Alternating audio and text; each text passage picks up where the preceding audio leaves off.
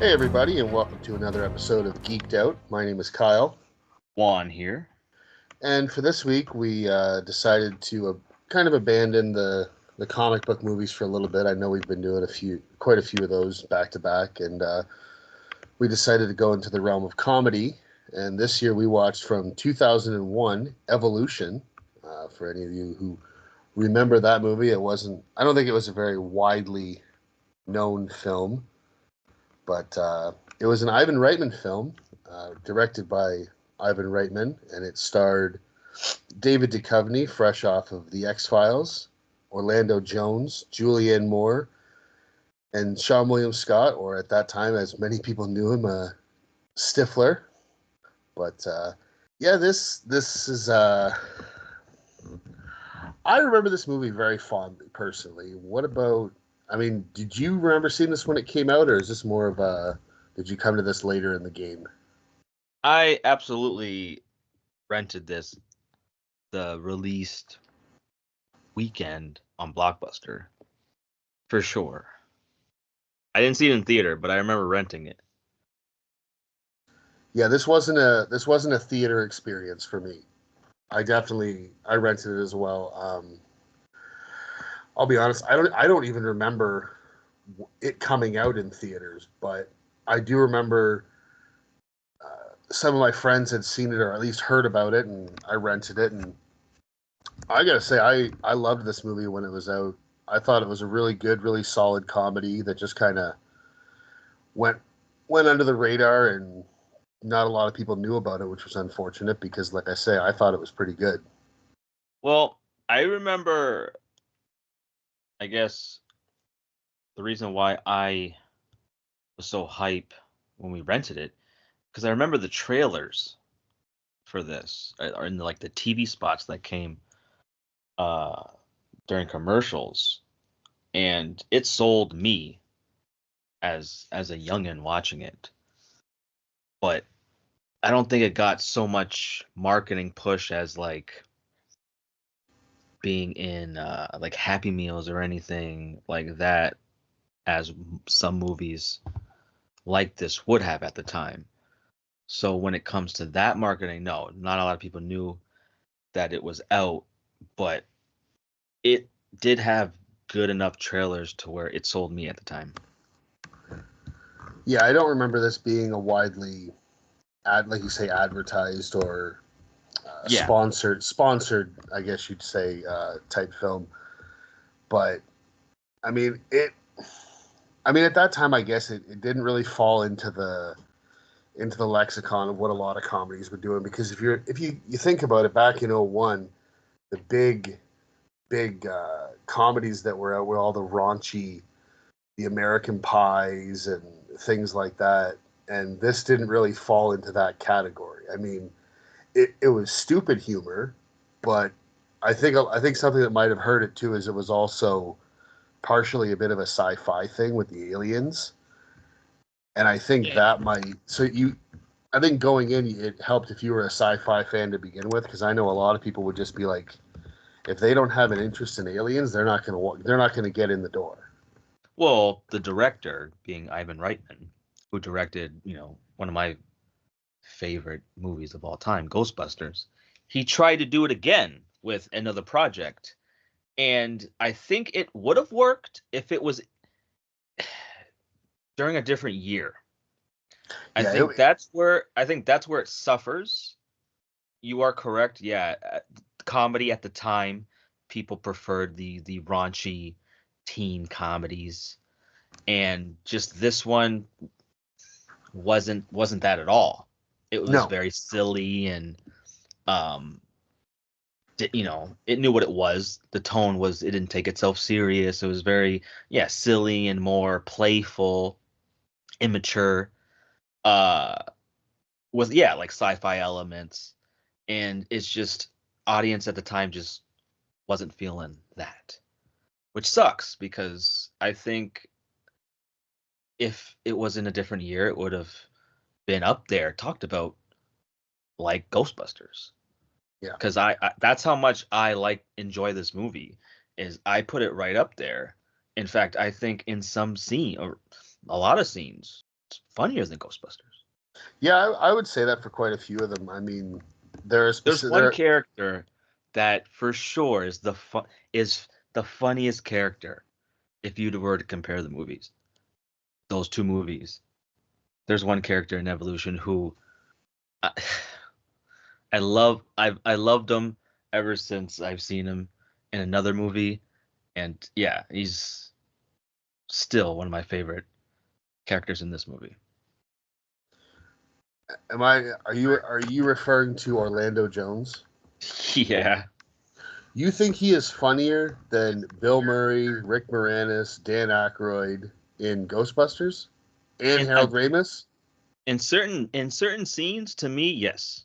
Certain scenes, I would say I wouldn't go as far as saying overall, but I would say in certain scenes, I would find his scenes funnier than some It's of not those like in yeah, it's not like Ghostbusters. one overshadows the other, but they're on the same level at the very least. And to me, my comedy, like I really like silliness and those type of movies, which is why I really like this movie. Yeah. I gravitate more towards Orlando Jones in this movie in certain scenes over those other actors in certain moments. The comedic. I mean, I can understand that. I think that, like I say, I could see that for a few scenes with him in this movie, but I think overall I would still have to go with those guys just because, I mean, I don't know if it's nostalgia or what it is, but it could. I mean, it could also be the fact that I've seen Bill Murray and Dan Aykroyd and those guys do so many different movies and sketches, and whereas I've only seen Orlando Jones in, say, a handful of movies and things like that. Whereas and you have one actor versus one comedic actor. You could say two, but really one versus like three.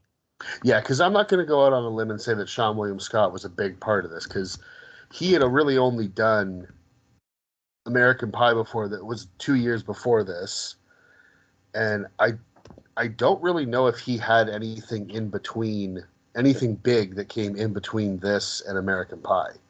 This came out in 2000. If this came out in 2001, so maybe Road Trip.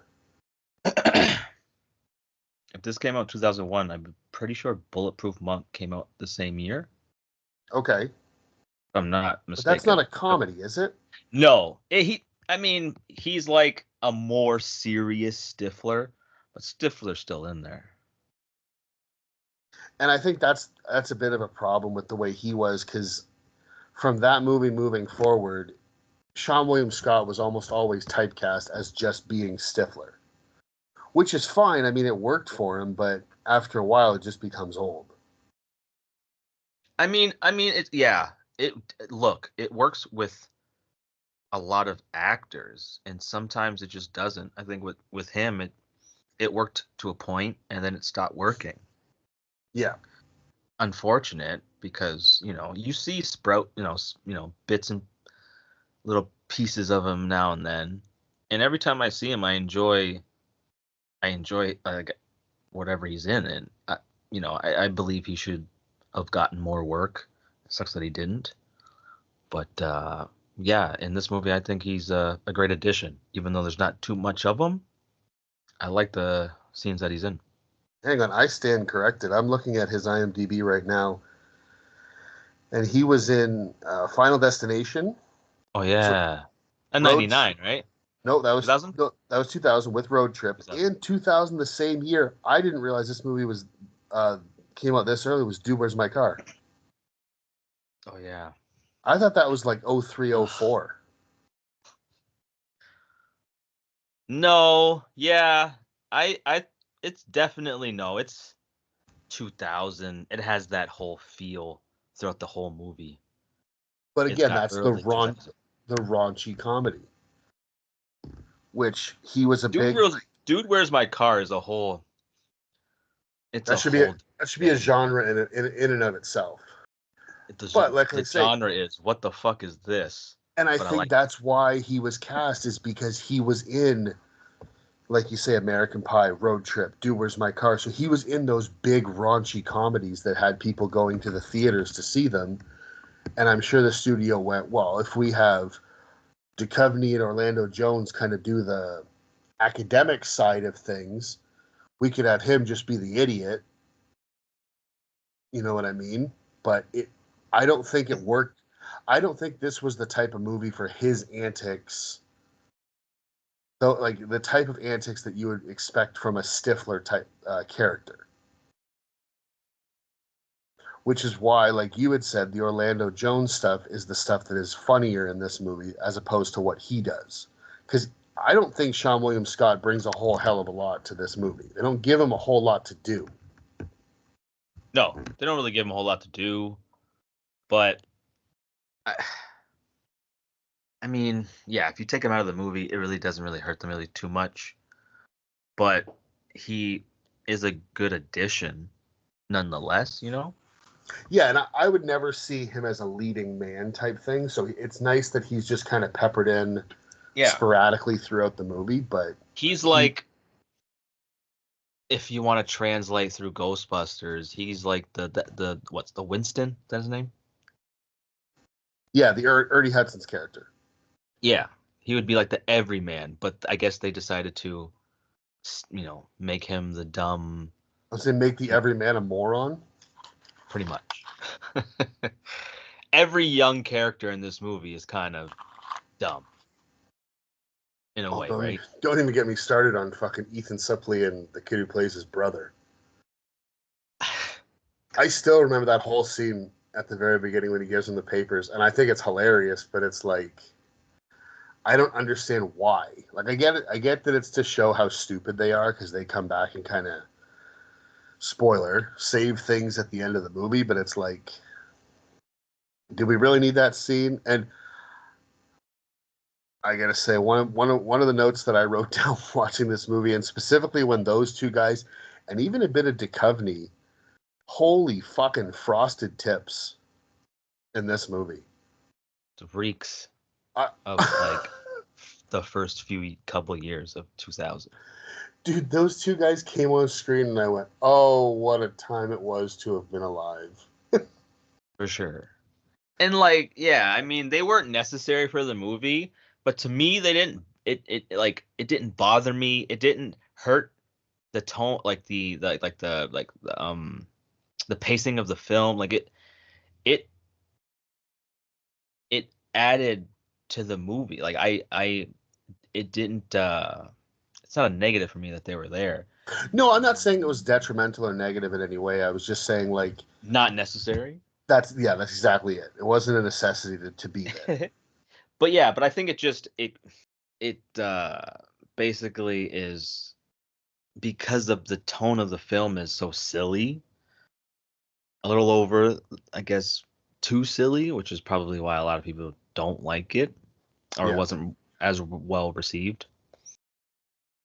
They just, for some reason, they were added to solidify the silliness of the movie. They just needed some wacky, dumb characters, apparently.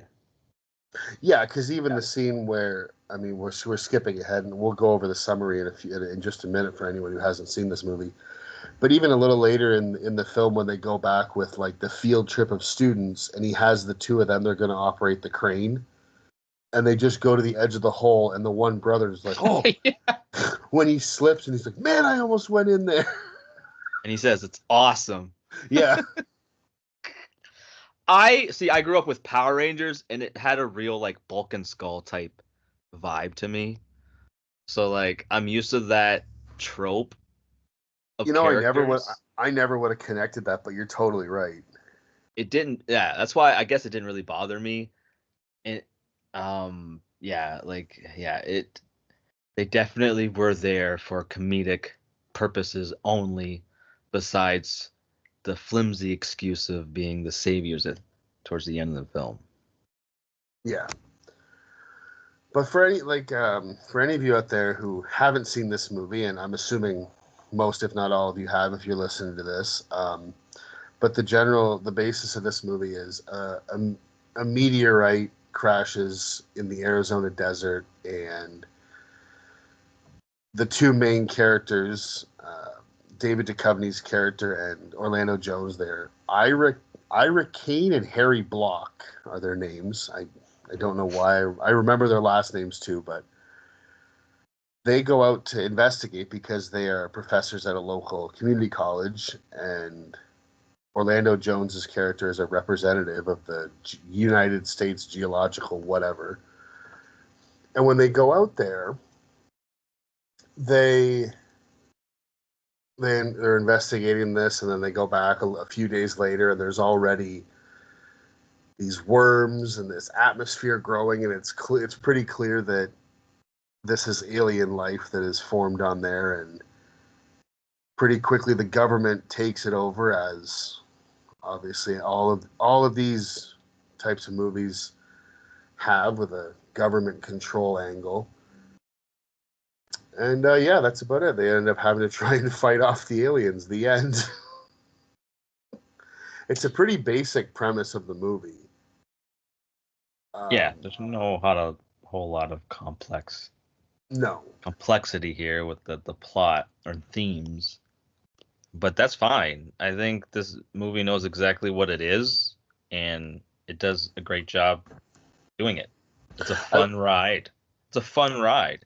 It got spurts of comedy and action, and not necessarily scary scenes, but some scenes that would be on the side of horror.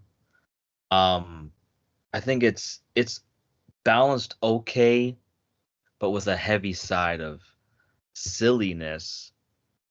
And if your choice of comedy is more, if I'm gonna go by sitcom terms, more Frasier and less King of Queens, then you're probably not gonna be as big of a fan of this movie as I am, or or you were, or you are. Yeah, I totally agree, because I will say I like the fact that even though it is, yeah, it's a silly, stupid comedy, they also at least have these two guys playing scientists or professors or whatever you want to say. They actually try, and it's like they're actively trying to figure out why like what these aliens are made of, how to deal with them, and they actually discuss a little bit of the science, as opposed to just like alien bad, must kill alien. You know what I mean? Like um, it's not just a ridiculous premise, and it's like, oh, they're bad, they invaded us, we got to get rid of them. Yeah, It's more of a discovery at first, and then once it becomes dangerous, it's like, okay, we have to take them out only because we have to, not because we want to, but because we're now in danger. yeah. Even though the science is probably bullshit, Oh, guaranteed. at least at 100%. But at least they're attempting to give explanations to these things instead of some movies that are that deal with things like this with scientists, and they kind of brush that over. You know what I mean? You don't really get that much of a explanation on what's happening. You're kind of just expected to just know. It's weird. But no, I appreciate the somewhat scientific explanations to some of this, even though we don't get a whole lot of it. At least they gave it to us. Yeah, I did like in the movie that there's some pretty random cameos, from different actors, and even actors who would go on to be in more recognizable, so there wouldn't be a cameo, but small Yes. roles for people who would go on to be more recognizable in the future. I really liked, in the beginning, when when it first crashes and they go and investigate it. I don't know if you caught one of the cops is Kyle Gass from Tenacious D. Oh no, no, I didn't Yeah, catch that. when they go down there and they've got the the the one guy taking pictures, and the other two are kind of posing like, oh, hold up the meteor, this and that. One of those guys is Kyle Gass. No, I'm always fixated on the taller guy with the mustache because he's in something I've seen before. He Maybe does look Mad very TV or familiar. something. He's He in does look something. very Yeah. familiar. So that my focus always draws to that guy for some reason. Well, but I then don't if you really. want to talk to him or talk about him later in the film, he's dating fucking Sarah Silverman. Yeah, which was that was a random. That was That was random. really, and then especially it goes from, you see that scene and they just, apparently she's David Duchovny's ex-girlfriend or something, and Just amazing. within 5 seconds she is like standing in front of their table, like taking her shirt off because he he comments about how she stole some of his shirts when they broke up, and it's like this escalated so fucking quickly. Yeah, it went from 0 to 100 in no time. But I will say that to me is this, that if you remember that scene, is the most Sean William Scott becomes Stifler in that scene. Because the minute she starts undoing her buttons, you get that, oh, that Stifler look on his face. Yeah, yeah, yeah. Mm-hmm. For a I, second there, you'd probably think you're in an American Pie movie. I, as much as I like him in those movies, I don't. It's impossible to defend the character that he plays. Well, fuck, it's impossible to defend the character that any of them play in those movies. But I digress. I mean, yeah, yeah. They wanted a Stifler type character, and I mean, he plays. I mean, he, yeah. I guess. I mean, I don't think he needs defending. It's just he's just there. He's kind of just Yeah, there, that's a good way to put it. I which is will say fine. It doesn't one hurt. one of the, I wouldn't I wouldn't call it an issue, but now when you watched it, do you remember? Did they ever say what subject David Duchovny taught? Was it like biology or chemistry? I thought for some reason it was biology. I don't know why. If they ever actually said it, I'm sure they did. I but and the only reason I bring I that did up, not pay attention. is because something jumped out at me in the one scene when they actually show up on the bus to the meteor site and they're doing like the field trip, and that's what he says. He's like, oh, this is a field trip, but it's a field exercise, blah blah blah, and it's all his class, it's all Duchovny's class, and yet Hmm. then they start referring to geology, which is what Orlando Jones teaches. So why wouldn't it be Orlando Jones's geology class as opposed to his biology class that would go on this field trip? Is it just the only reason I can think of is because the movie started with him in his class, so you already knew like the Ethan Suplee and his brother, and so you recognize those faces as opposed to just random people from Orlando Jones's. Or I'm just looking way too far into this. It's possible. I freak. I was not paying attention to his title. He's a scientist and he teaches. I have no idea. I know later in the And he's a movie you former realize, colonel. yeah, later in the story you realize, yeah, he had ties with the army and he worked with them with doing whatever, working with the general or whatever in the movie. You find out later. So, but at this point, yeah, he's just a teacher slash scientist. Yeah. And I mean, I think this was him really trying to break into film, because before this he just basically had X-Files. Like this comes right near the tail end of X-Files, which I never watched. I've been meaning for years to go back and actually try to watch the X-Files. Mhm. But I know that he was obviously hugely popular from that show, and that's the big thing, is I'm thinking he was trying to use this film to break his way into film as opposed to just staying on television. But and I don't know why it never really worked. I've liked David Duchovny and everything he's done that I've seen. I just don't know why it didn't really work for him very well on in movies. Yeah, I mean, a lot of it has to do with execs wanting to bank you and all that other stuff.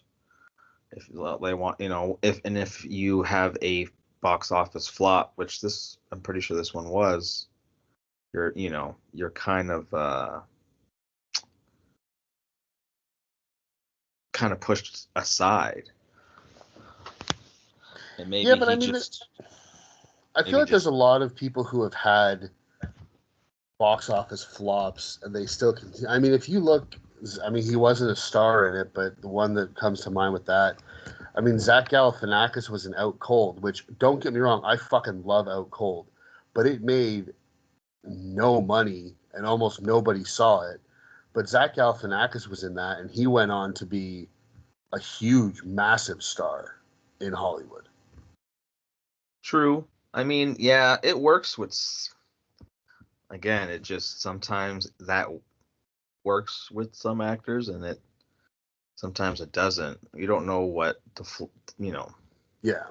I mean, I guess my biggest thing is I guess what I'm trying to say is with the longevity that he had with a popular show like The X-Files, it just kind of surprises me that he didn't get more than one or two cracks at breaking into the movie side of things. Yeah. I mean, even in small roles, it built himself up back to a leading man in something. But Yeah. yeah. And I have you could put that on Orlando Jones too. I mean, he was really good in this movie. He's funny. Um, his acting was, for a comedy, was good. Um, I don't understand why he didn't become a bigger name in more roles in movies. I kind of have like that same thought towards him. yeah, I would agree with that. I like Orlando Jones in this and other ones that I've seen him in. The big two for me with Orlando Jones is this movie and The Replacements. And in both movies, he's really good. He's funny. He's uh, easy to watch on screen. He's a good actor. I mean, even when he had a small little bit role in Office Space before this movie came out that I really liked him in. But Mm-hmm. yeah, you're right. I don't know why he. It's kind of weird that of this movie, of the male leads, at least in this movie, the guy who fucking drank a beer with fucking jizz in it and got pissed on in two separate movies became the biggest star of the three of them. I mean, when it comes to Hollywood movies, I know David Duchovny had Californication on HBO, which did a decent amount of seasons, and he had a good amount of success on that. But yeah, other than that, the success between those three leads wasn't that good. Yeah, Only one that, continued being in great movies was Julianne Moore. yeah, yeah. I mean, she went on to do quite a few other things. I mean, I'm pretty sure she's nominated. She's been nominated for an Academy Award. I think. I I wouldn't will. doubt it. I will If double not, check that if just not to a make lead, sure. if not a lead, definitely supporting in something. Oh fuck! Forget that. She's won an Oscar. She won an Oscar in 2014, and she's been nominated For what? for a movie called Still Alice for Best Mm, Actress, and then she's been nominated an additional 4 times for Oscars. makes sense. So Yeah, that checks out. She's fantastic. I've always been a big fan of Julianne Moore. I've always liked what she's done, and I don't I'm think. I such mean, I'm I'm such a fan of Julianne Moore. I watched that stupid ass fucking movie she was in with the stupidest twist of all time. The Forgotten, Yeah. dude. I was so pumped when that movie came out. Her and fucking Dominic West. I was so excited. And then the ending Really? came, and then the ending of the movie came, and I went, "Well, that sucked." This is dumb as shit. That Why did I was the waste my time. time watching this? That was the time when I was super pumped for that, and the other one was White Noise with Michael Keaton. Oh my God. I was pumped for those two movies. I don't know Why? why. I don't know why. Because sometimes the trailer is so good I think that that's what it was. the hype becomes too high. I think that's what it was. Those movies were coming out, and I was like, I gotta see these fucking movies. Because I know the moment is because in the trailer when the black chick gets sucked up in the sky, that was in the trailer. I think. Oh yeah, they're just yanking her up to this. Yeah. Yeah, she got yeeted up to the sky. I think the trailer sold a lot of people because people didn't know what the fuck was going on. They needed to find out. And that's what it was with me. I was like, I gotta know. I gotta know what happened to her kid. And I'm like, wait a minute. There's something wrong with her kid. Why is this black lady getting sucked up in the sky? Gotta watch this shit. Yeah, it was a That's pretty completely much it. random. And then you're like, why the fuck did I watch this shit? Yeah, pretty much. I got to the end of the movie and went, well, there's an hour and a half, Bullshit. or an hour and a half, or 2 hours of my life I'll never get back. God damn it. Yeah. Yeah. Ugh. Well, I'm gonna ask you this though. You said that all of the you think that all those Orlando Jones scenes, which one of his? I've got two off the top of my head, and I'm pretty sure you're gonna have the same top two. What is your favorite comedic scene or moment that he has in this movie? Well, to me,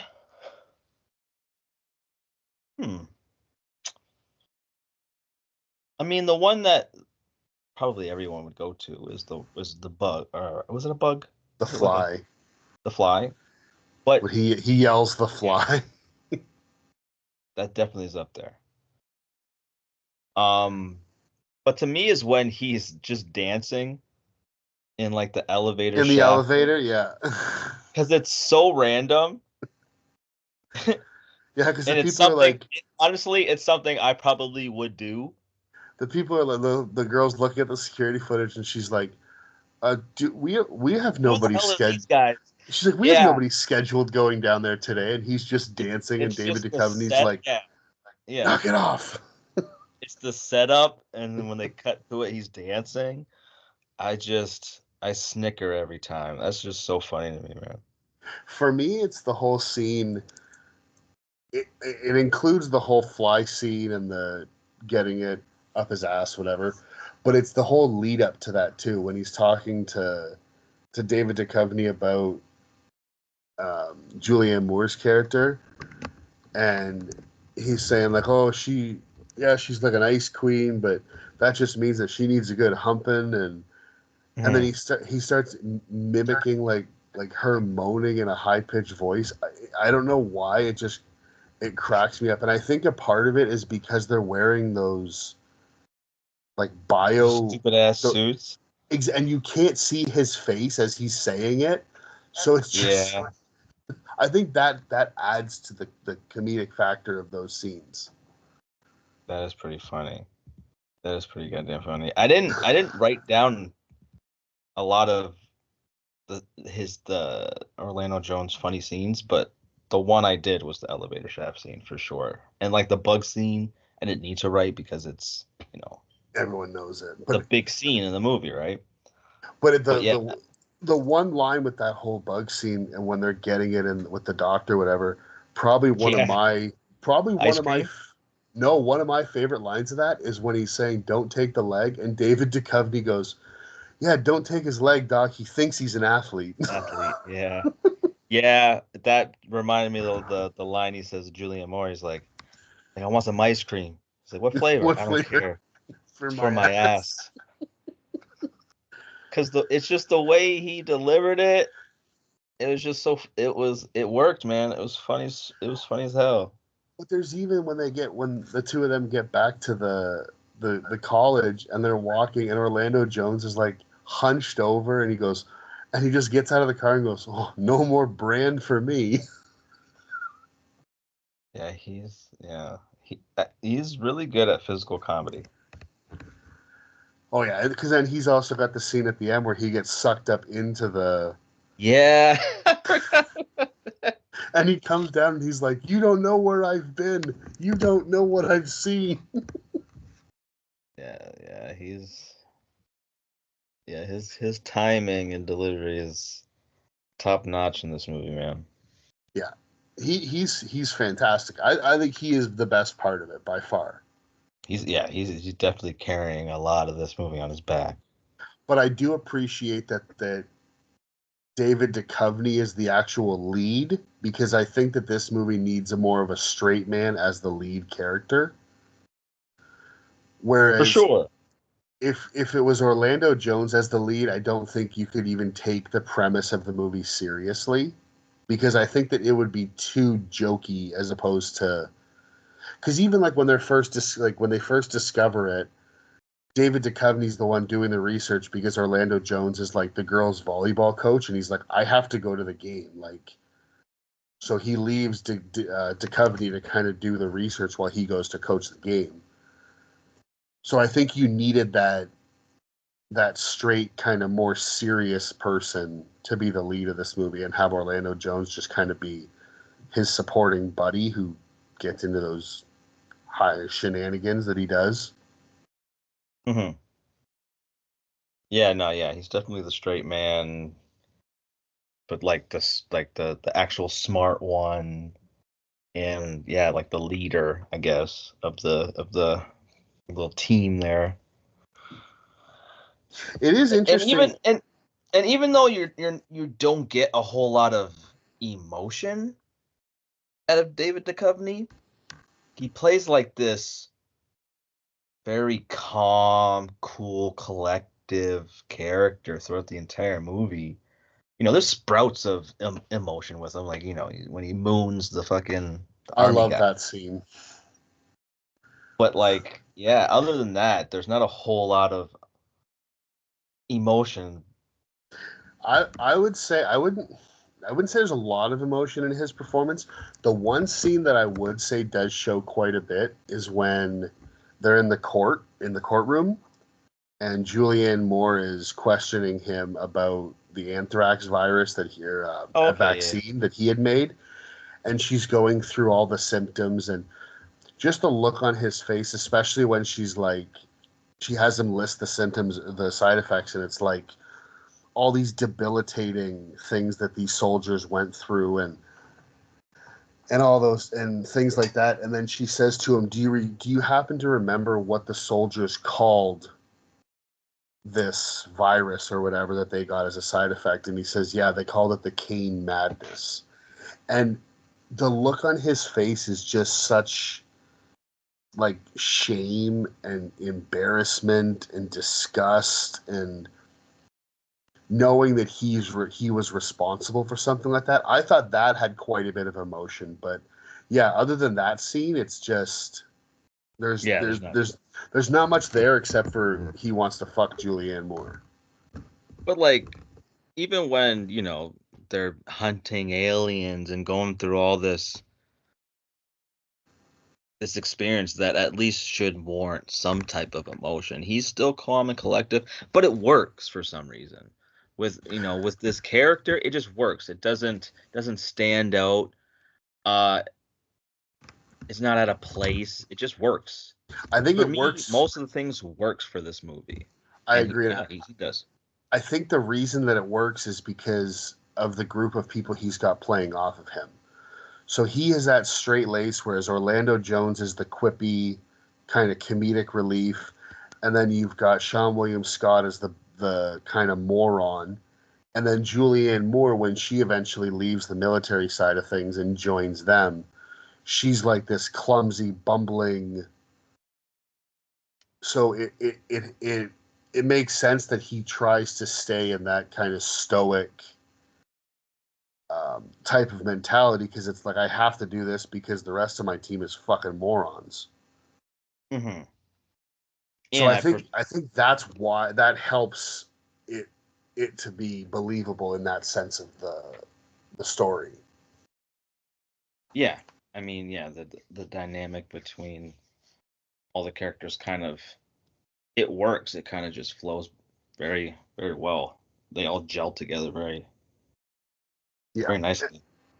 I mean it is a pretty crazy thing in this movie how quickly these um, alien organisms evolve the way they do. Like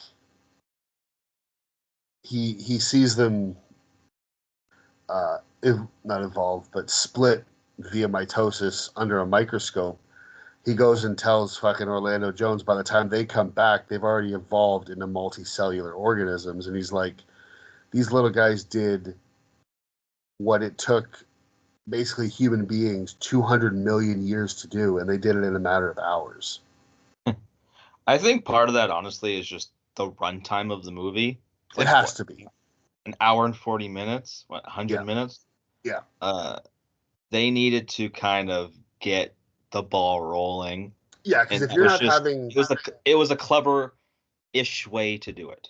Yeah, because if you're not having aliens land on Earth with, like, ships, you have to be able to do it that fast because they wouldn't have been able to survive the entry into the atmosphere with the burning up. So you have to do it in that sped up way. For sure. If they had, today's standard runtime of movies of like 2 hours, then yeah, they could have sat on it and they could have evolved a little bit slower, but still rapid enough. Yeah. But yeah, they needed to just get this shit going. I like when you see the different aliens kind of infiltrating different areas of the town. Like you get the one at the golf course where Sean William Scott goes in. It's in like the pool filter, which was an obvious.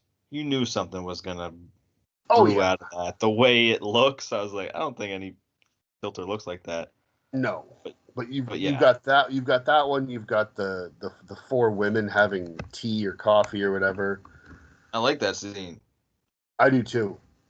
And I think what works with those scenes is the design of these alien creatures. I think they're very well designed, man. I think they're really good, man. Like they don't. Well, they're unique. Yeah, they're unique. The CG for it still holds up, Yeah, I thought it looked. I thought everything held up and looked really well. Yeah, I think. Yeah, it. The only time I will say I didn't think it held up that great, and I don't. It's not even that it's the CG. I think it might have just been the way they designed the one alien. Is after they see the field, I guess you'd call it, of all the dead ones that can't tolerate the oxygen, and the one basically barfs up a birthing sac, and the one is born that can tolerate the oxygen, and it ends up flying into the mall.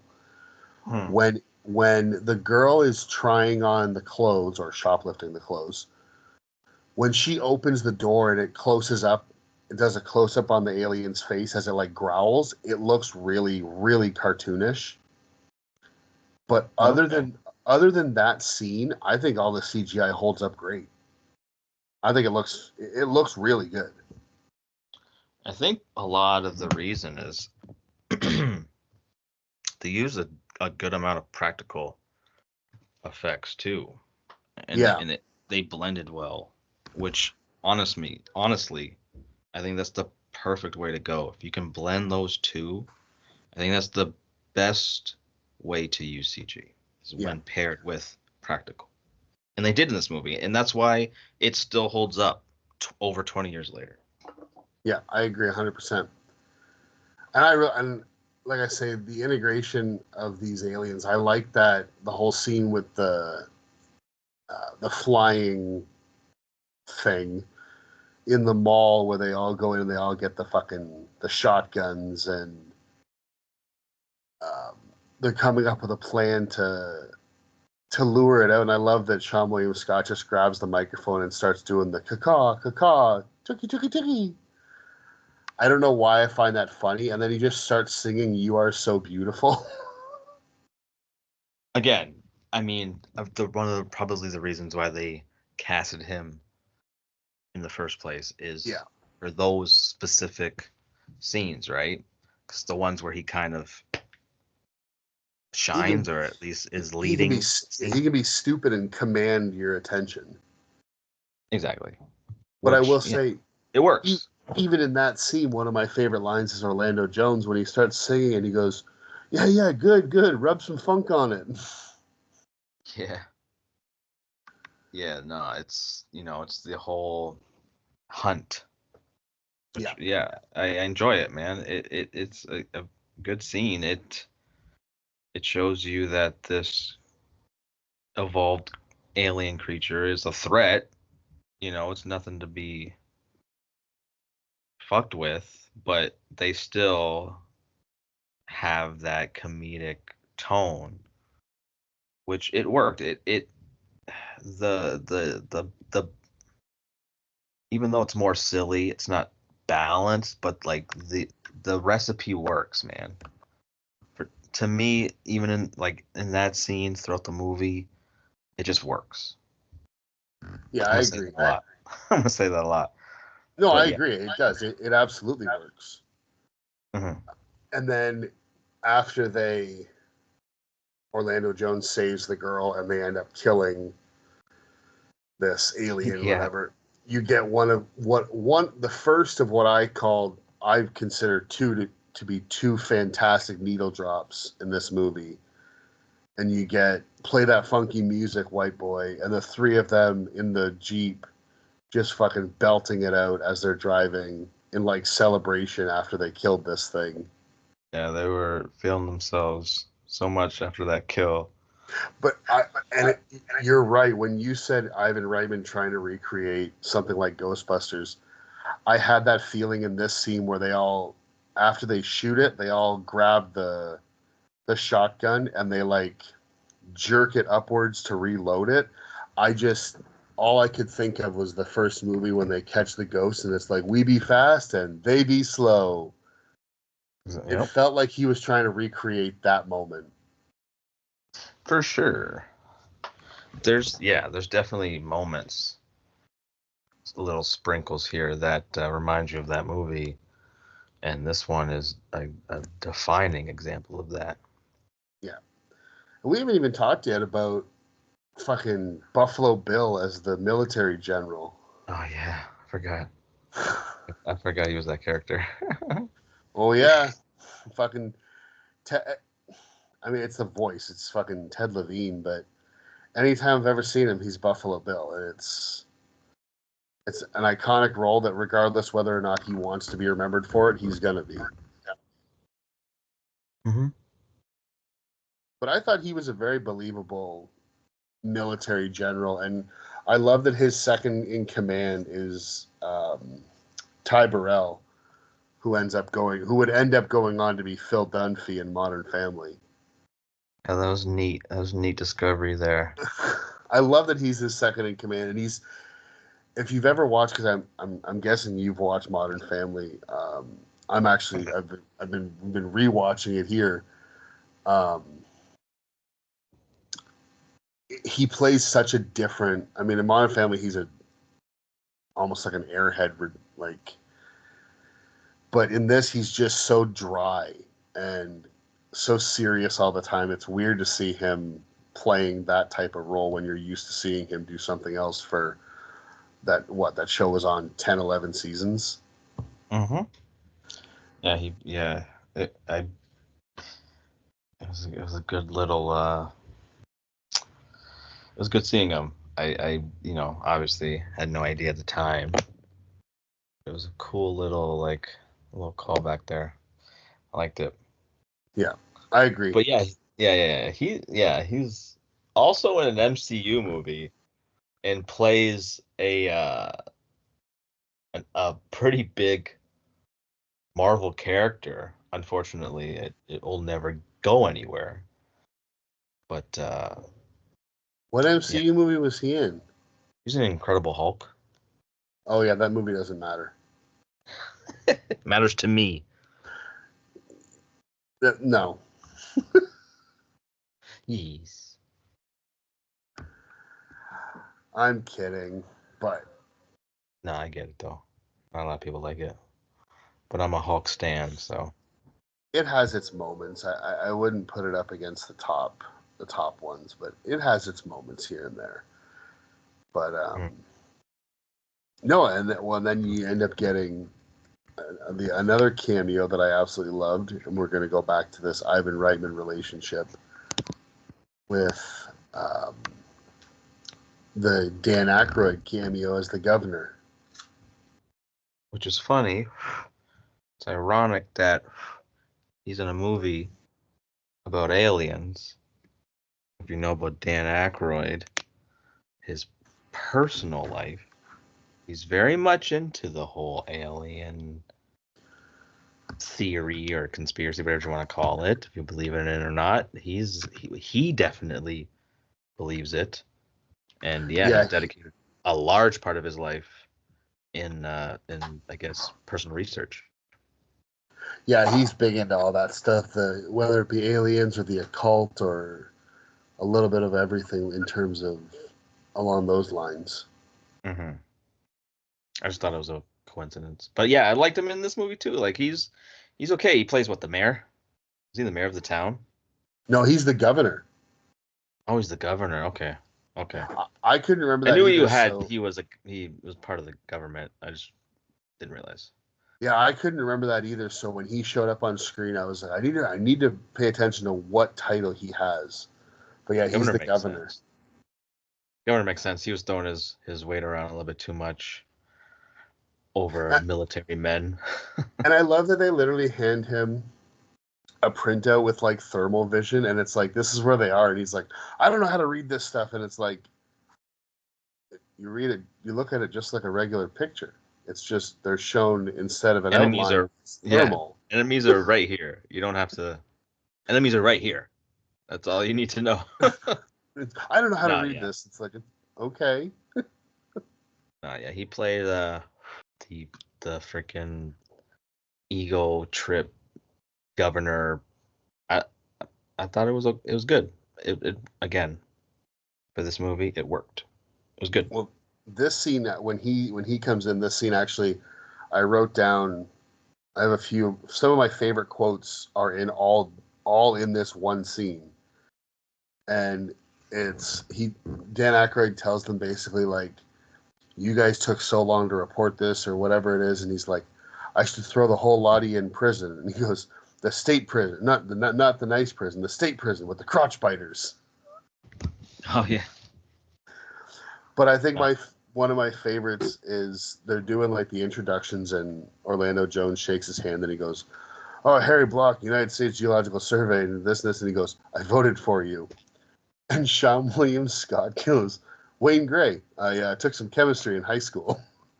Yep. Because he had to say something. In that moment, I was like, "Yep, that would have been me." Yeah, took some science when I was forced to. I watched all episodes of Bill Nye the Science Guy. Kind of an expert. And Beaker. Oh, See, what was Beaker. that show? What was that show called? I learned nothing. I learned nothing because they were so in your face. I know. I couldn't pay attention. It was so wild. It was like Bill Nye on crack. I learned from Bill Nye and Popular Mechanics for Kids. Yeah. If you're Canadian, you know that show very well. And if you're around our age as well. And if you're around our age, that was a lot of guys our age first crush was fucking Alicia Cuthbert in that show. That's literally my first crush. It was literally my first crush. It'd probably be one of mine too. For sure. Yeah, so after this is, while the governor is there, they end up, the aliens have evolved into like primate level, but they're weird looking fucking blue monkeys. These blue fucking Bigfoot abominable snowman looking dudes. Yeah, they're weird. But they basically figure out a way to breach the surface and kind of attack, and they take one guy back into the hole, and they try to get the governor, but luckily they're able to subdue the alien that has him and kill it. And upon that happening, of course, Dan Aykroyd, he's ready to back whatever plan that they have to get rid of these things, which Ted Levine's plan is to use lots and lots of napalm. I mean, David Duchovny's character, he mentions should nuke it, and Seemed like that was a good idea to the other guy too. Yeah, Wasn't I like fucking Ty Burrell leans over and he just goes, "What about nukes?" it? Yeah. Which you would But think, okay. I mean, of course, that's what that guy wants to do, because in these type of movies, they are always quick. Shoot first, ask questions later. yeah, that's for sure. That's kind of the bread and butter of these types of movies. Which never works out. No, absolutely not. And spoiler alert, it doesn't work out here either. No. Yeah, so they basically finally are like, you know what, to hell with you guys, we're out of here. We're gonna try and figure something out, and they're kind of escorted out. And when they are, Julianne Moore decides, you know what, screw these military guys, I'm going with them. And when she goes with them, she says, I was able to get your original research samples, whatever. So they decide they're just going to go back to the community college and kind of see what happens. Like, and this is where I get my second, what I like the second needle drop with, Bombshell by Powerman 5000. I used to love this song in the early 2000s. I used to play it all the time. But you get this, and they go back to the college, and it's just a mass party of just almost like riot type partying where everybody's just hammered and and they go back there and they're just kind of in the classroom and just kind of mulling things over, like, well, I guess this is the end, like there's nothing we can really do. And fucking Orlando Jones decides that he's going to start smoking randomly. I don't know why, but and then you get fucking Ethan Suplee and his brother come back. They're just like, yeah, we brought you guys some beers, we thought you'd enjoy this. And at that point, Orlando Jones takes the match that he lit his cigarette with and just throws it, and it lands on the petri dish of the samples that they had of the aliens. And this thing just fucking just grows into, I don't even know what to describe it as. Just like a fucking Like an octopus thing, but it doesn't really move once it's grown to the size that it's going to get to. But it's within like 5 seconds of the flame hitting it, so it's like an instant catalyst. yeah, like an instant reaction to the flame there. And then immediately they go, well, if a match does this, what do you think a ton of napalm's going to do? I don't know. I don't think it's gonna be good. No. And then they get the idea because Julianne Moore in this movie, Ultimate Nerd, is wearing a fucking t-shirt with the periodic table of elements on it. And this right here is, like you say, this movie might have some ridiculous science. David Duchovny, by simply looking at her shirt, says, if you start here, because humans are carbon-based life forms, and you move in this pattern, you get to our poison, which is arsenic. These are aliens or whatever. If you make the same move, you end up at this element. It's like, why would that automatically just be their undoing? Like, how lucky are you going to get if that's the case? I have no idea. I'm gonna try and know. Maybe the position of the No. elements of the periodic table means something. It might mean something. Their No. position. I don't know. I don't Oh, know. God. That's why, I mean, it might. I don't know. But I'm gonna go with negatory. But if it is, let's say in this universe it is, that's their rules. It's a bit of a stretch.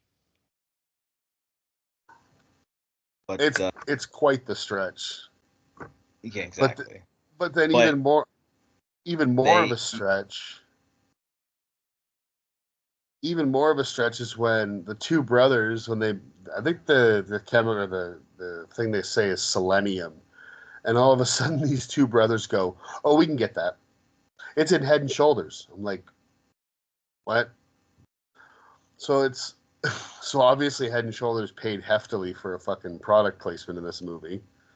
Not only does it leave your hair silky smooth and cure you of dandruff, it kills fucking aliens. Oh yeah, I remember being a big fan of Head and Shoulders because of this movie. Dude, I still use it. That same fucking navy blue bottle with the orange Head and Shoulders. I don't even know if the ingredients has that. I It does. never looked. It does. I have looked many times because of this movie. Yeah, that's funny. That's good.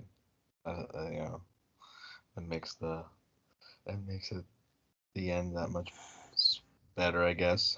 Because if it didn't have it, I'd be like, oh man, that sucks. Yeah, I've looked several times and been like, oh yeah, it is really in there. It's the active ingredient or whatever. But again, it's the tone of the movie. It's silly. It's not supposed to be taken too serious, and this is just another evidence that it's a silly movie. Yeah, this is the point. But you just go with it, right? You just go with it.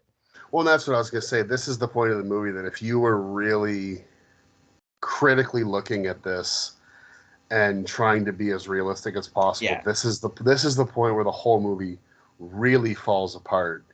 And it has nothing to do with extraterrestrial life or anything like that.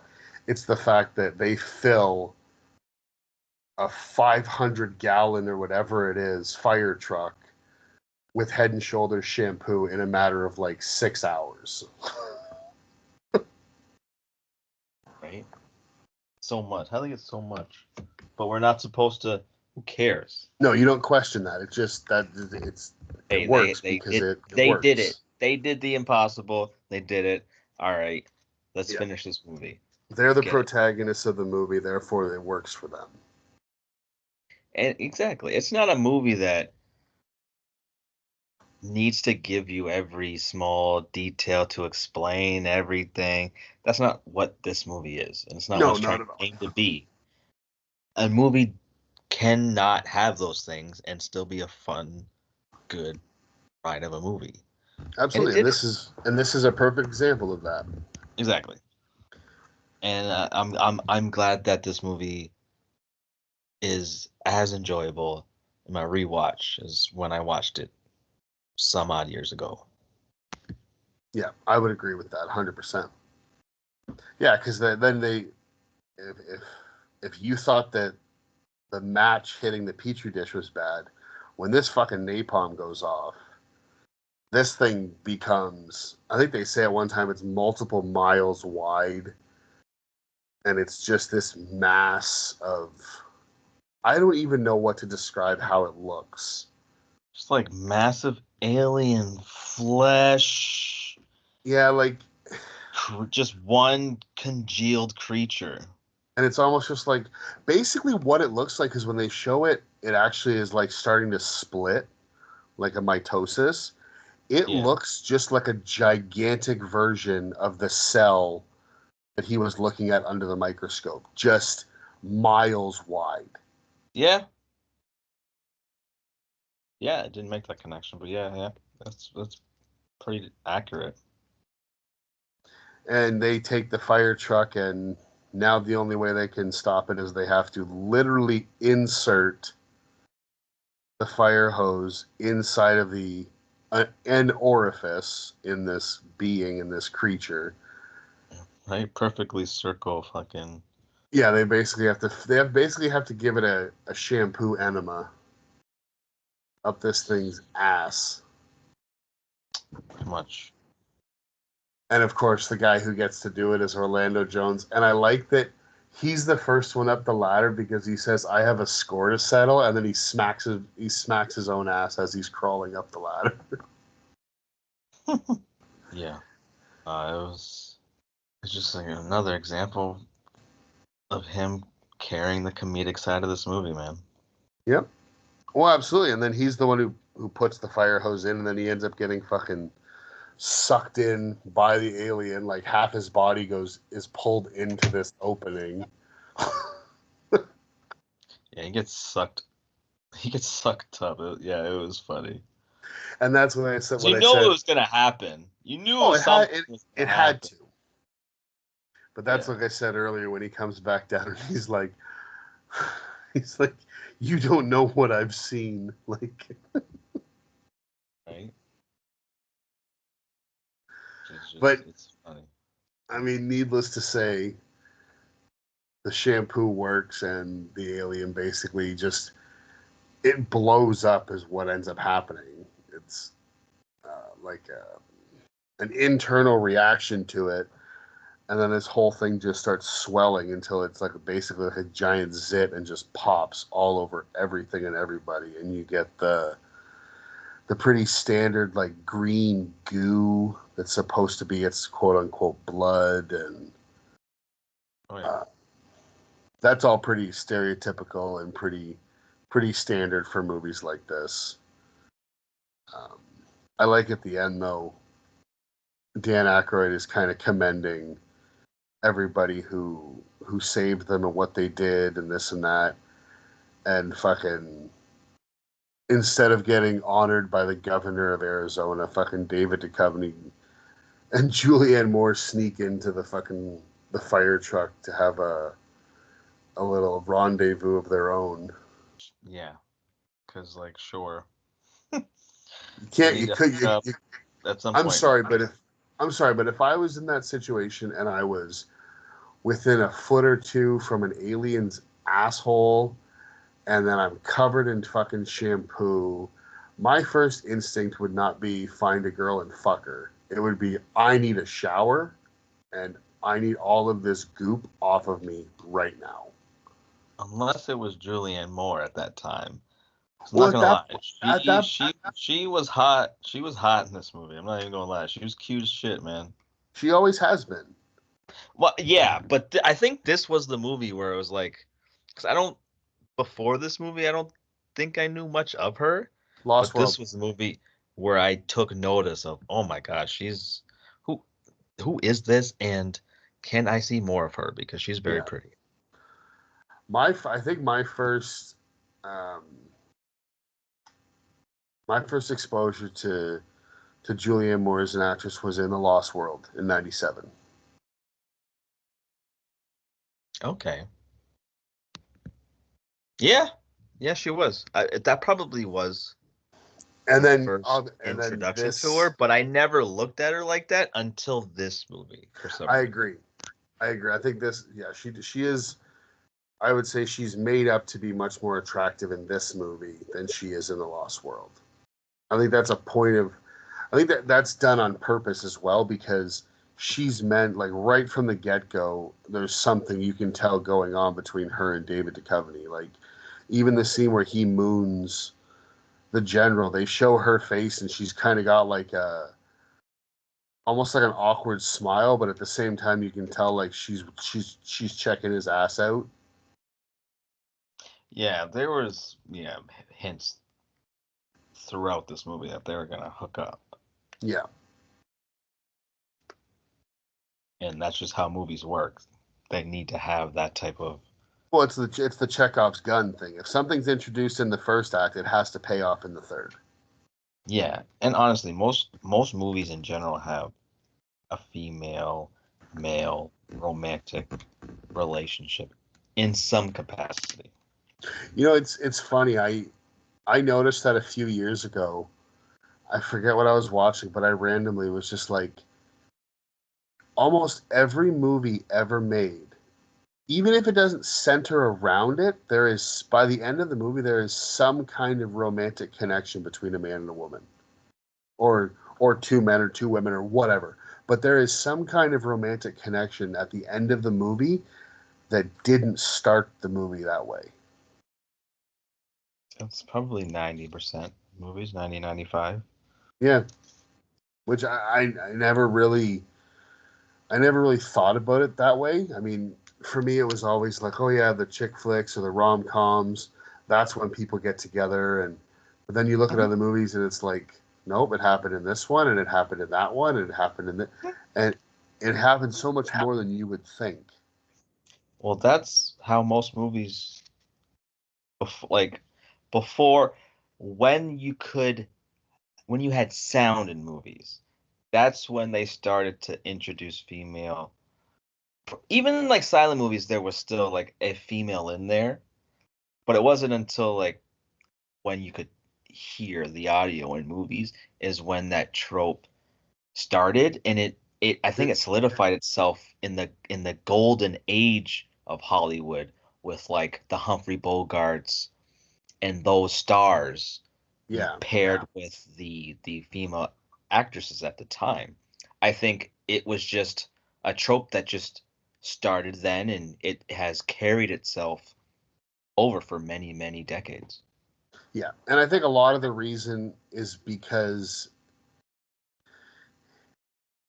it's regardless of the type of movie, people want to see their heroes happy at the end of the movie.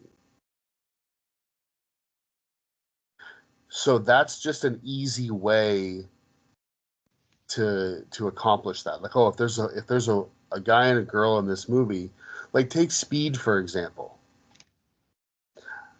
After everything they go through, all of a sudden at the end of the movie, it's like, yeah, of course, fucking Sandra Bullock and Keanu Reeves are going to get together. I mean, why wouldn't they?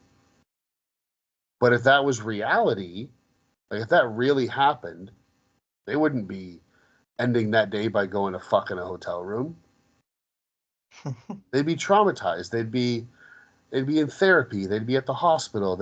But no, in these movies, it's like, well, the hero gets the girl, or the hero gets the guy, or however it is, however the movie is structured. And it's like, it's just an easy way to be like, oh, that was a nice ending. I liked that. Yeah, it's definitely an overdone trope. But like you said about the rest of this movie, usually it works. Yeah, in this one it works just because the chemistry. I think the chemistry between every single character is great, and yeah, with Julianne Moore and David Duchovny, their chemistry is good enough to where you believe that they would hook up at the end of the Yeah, movie. I agree. Even the flirting throughout the movie, you believe it, you know? Well, there's even a scene where he says something to her at the hotel as the elevator door closes, and when she says goodbye to him, she just has that smile, and she says goodbye like through gritted teeth as she's smiling. And he kind of confidently saunters away from the elevator, and he just kind of goes, "Yeah, she's mine."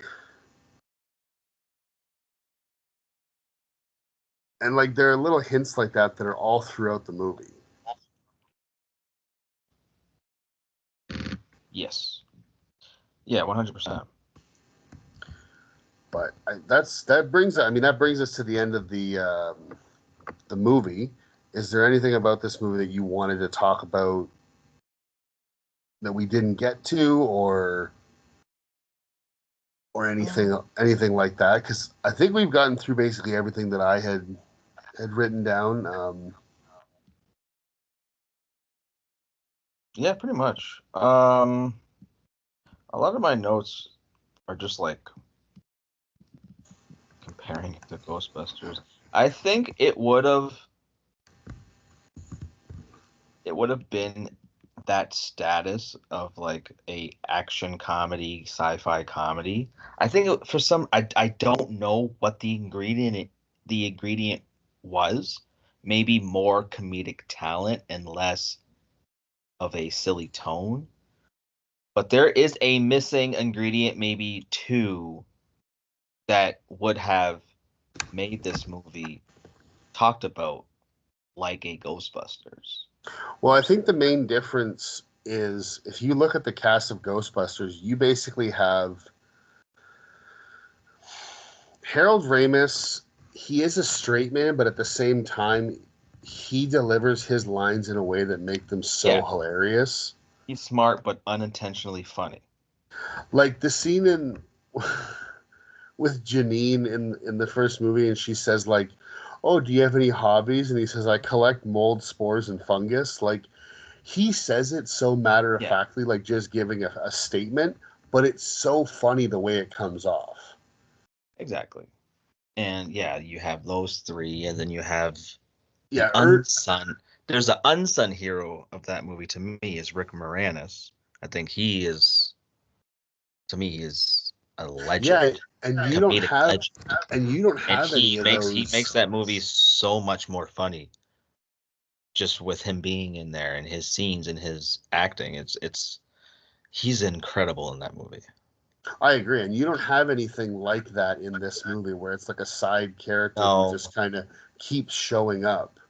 yeah, like you have basically one character doing most of the main, like the comedy, and he carries it on his back. Yeah, He does it and well, but yeah, if they had maybe one or two more characters that could have balanced, or at least took some of the comedic, uh, you know, off of for him, it would have, I guess it would have been, I don't know, but I guess it could. I don't know if it would have been, would have made the movie better or what. I just don't know. well, and the But one like you said, like you say with the Rick Moranis, the constant um, background character who keeps popping up. You have that in this movie, but it's a super serious military general. It's not yeah, funny the way Rick Moranis was, even if it was supposed to be unintentional. It's not read that way. yeah, and you know, the tone of Ghostbusters isn't as silly as this one, so it's like it The tone kind of of Go it the kind tone of of needed Ghostbusters it 2 needed is. yeah, and it needed those comedic actors to let you know this is still a comedy. And with Evolution, it's so silly that you know it's a comedy that it didn't It's need so many comedic actors. it's so silly that parts of this movie border on it could be a kids film. Yeah, I mean, they Not try to make overall, but parts. yeah.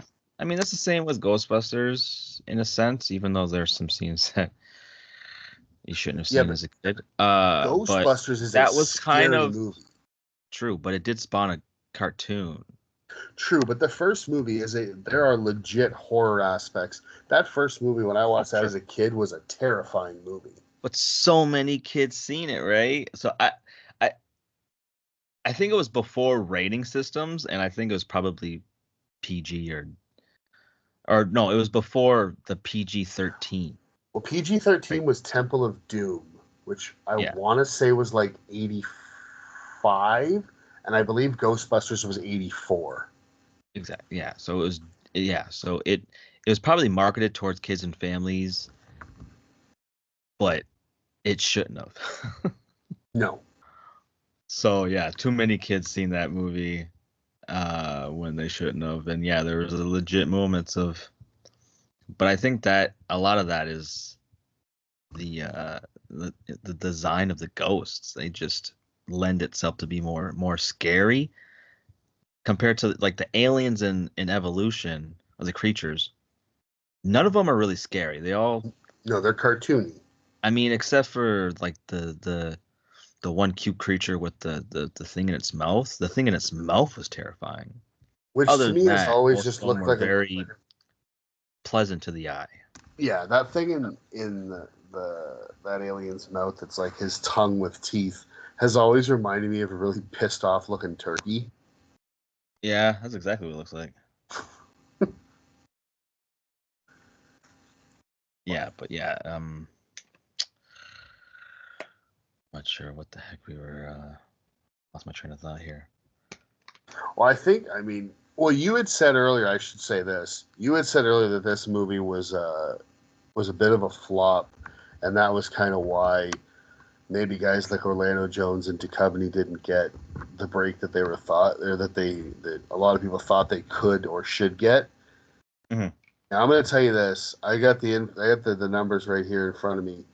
The budget for this movie was an estimated. Now I don't know how true these are. I'm going off IMDb, so take this with a grain of salt. I checked Box Office Mojo, and the box office numbers were they're pretty much the same, but they didn't show the budget on there. But anyways, the budget on IMDb says approximately $80 million. I can believe that. The worldwide gross. You want to take a guess? 50 million.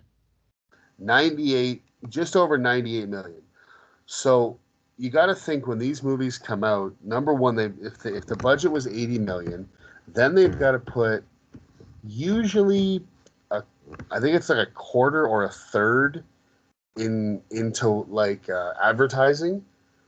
So this movie definitely did not make what nearly even close to what they thought.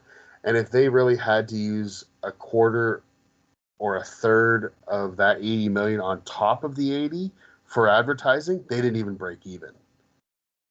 So that's a real flop. I mean, this movie is, I think that's a crime, because I think this is a great movie personally in terms of entertainment, but I could see what the studio's losing that kind of money. They'd have been like, no, I don't think we're going to try this again. No, I mean, I don't think the movie even set itself up for a sequel. I don't know what a sequel even would have even entailed, but I mean, the box office numbers definitely axed any even potential of a sequel, which sucks. Well, I just mean even like more movies with Duchovny or Orlando Jones, because like you said, if they're in flops, then studios aren't going to be clamoring to put them in their movie. No, they're kind of there's a bad odor around them for quite a while. Yeah, exactly. Which is probably why he went back to TV. David Duchovny. And Orlando Jones. The last thing I seen him in was he was in this show that was actually pretty good. I only seen a few episodes. American Gods. I've been meaning to watch that. I just never did. He was good in I forget who he played. He played, a god, but I just don't know which version, which one. But he was interesting. Yeah. He was interesting in that role for sure. But it just sucks. Being a big fan, like I like David Duchovny. I watched some episodes of the X-Files. I was too young to appreciate it. But I did that's watch why it. that's why I want to go back. That's why I want to go back and actually watch it now that I'm older and could appreciate things like that. I mean, I recently did that and actually never did. Still haven't finished. I've only got less than the last season, but I recently did that with Smallville, as you know. Mm-hmm. Exactly. Which, yeah, you should give some.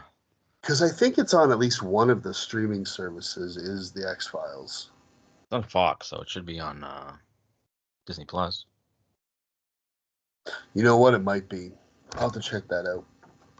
Speaking of which, I do want to do something just for the people listening. Real quick, we did those X-Men movies last week. Have you had a chance yet to watch the first 2 episodes of the new show? Yeah. What did you think? Because I've watched both. I didn't finish this. Oh, I did finish the second one. Yeah, I've watched both of them. Overall, it's great.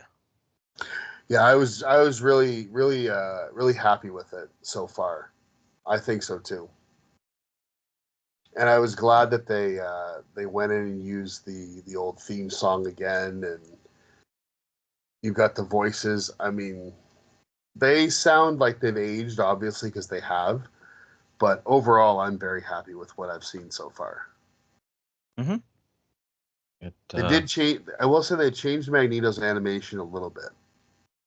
That was a little bit jarring, but a little bit. Everybody's changed. It is what it is. A little bit. Everybody's changed a little bit, but he still has his Fabio hair, which that's the most important thing, I guess.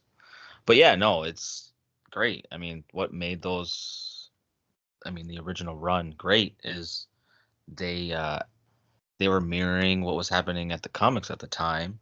They didn't really alter it or change it up, which is why it worked. Part of it, I'm gonna assume the major reason why, and they continued it. A lot of the things that are going on, at least the first two episodes, are exactly what happened in the comics at that time, and I appreciate it. Yeah, I agree. But I just wanted to bring that up because we had done those X-Men episodes in preparation for that, and I just wanted to get a quick little rundown on what you thought of the show. Great, I'm excited to see the rest of the season there. Yeah, I'm really looking forward to it as well. But so I think we can move into closing thoughts at this point. I'll go first, and I'll just say that I love this movie. I think it's super entertaining. It's a lot of fun, and it's really funny. Like we've said through this whole thing, yeah, Orlando Jones is the main comedic part, but I mean everybody else has their own little moments here and there. But yeah, I think it's just a really fun and enjoyable movie, and I would recommend this to pretty much anybody, especially if you like comedy. I mean, if you don't like comedy, odds are you're not going to like it. But if you don't like comedy, I don't know why you're listening to this in the first place or what you do on a regular basis, because you got to like some kind of comedy. Yeah, exactly. And if you like a certain level of comedy, like more dry and Yeah, this movie is not introspective or more observant type comedy, then this is really for you. If you like your comedy with a large heaping pile of silliness, uh definitely give this a watch. I mean, it's a good movie. The CG holds up. The chemistry between all the castmates is great. There isn't a single annoying character in this movie. Acting is for a comedy, it's good enough. There's nothing, there does not need to be great, super emotional acting in it.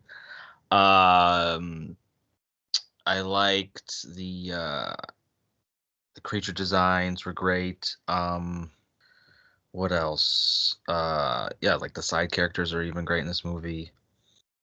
I totally recommend this movie for anybody who just want to have a movie where you can shut your brain off and have just a fun time where you're going to get some genuine, honest laughs with. Yeah, I can't recommend this movie enough. It's a sleeper, man. It's a hidden gem that more people should watch. Yeah, I agree. I think so too. I think this movie's great, and like I said, I would recommend this to everybody. And um, yeah, I think I'm gonna give this movie. I'm gonna give this movie a 7 out of 10 overall. If we were talking just enjoyability, I'd probably give it an 8.5 or a 9. But overall, I'm gonna give it a 7 out of 10. So you're like, if you were to give it a personal, Yeah, just an enjoyment score. biased personal score, would be more towards the 8s and 9s. That's fair. Yeah. But yeah, I'd give it a 7 as well. I'm leaning more towards 7.5, but I think a 7's good. I'm gonna copy you and say 7 for a good. That's a good number to sit on. It's yeah, man. It's just a very fun, enjoyable movie where, again, I like movies where I can actually get some good laughs, not just snicker, but like some good laughs. In this movie, if you do like your comedy silly, not taking itself too serious, you will laugh and you will have a good time with this. Yeah, 100%. But I think that's going to do it for this episode. And as always, you can follow us on our socials. We are on X, we're on Instagram, we're on Facebook. I will be posting um, the links to those in the description of the episode. And don't forget to subscribe, rate, and review the podcast. We'd really appreciate it. It'll help us grow and help us get out there to new and different viewers, listeners. But I will say we're available everywhere you get your podcasts. Except, like I said before, I'm still trying to get on Apple Podcasts. I don't know why it's been causing me such an issue. But we are also on YouTube. If you guys want to listen to us over there, you can check us out there. And moving forward now, we decided that for next week, we are going to go back to the 90s, to that glorious decade with fantastic movies and the decade that we both grew up in. And we are going to go onto the soccer pitch and we are going to watch The Big Green, movie from our childhood. Not just the 90s, but like the early 90s where kid movies were at their, I guess, at their peak, man. Golden age. We were spoiled with movies growing up. And this is one of them. And I haven't watched this movie. I don't remember how long it's been. I think the last time I watched this movie, it was on a VHS tape. I haven't seen this since the 90s. No, neither have I. And if I have, it was like a clip here and there if it was on TV, but I have not watched this all the way through since the 90s. So I am really looking forward to it. I hope it holds up. And yeah, tune in next week to find out if it does and what we think of that movie. So until next time, we'd like to say thank you for listening. Thanks for subscribing. Take it easy, everybody. Peace.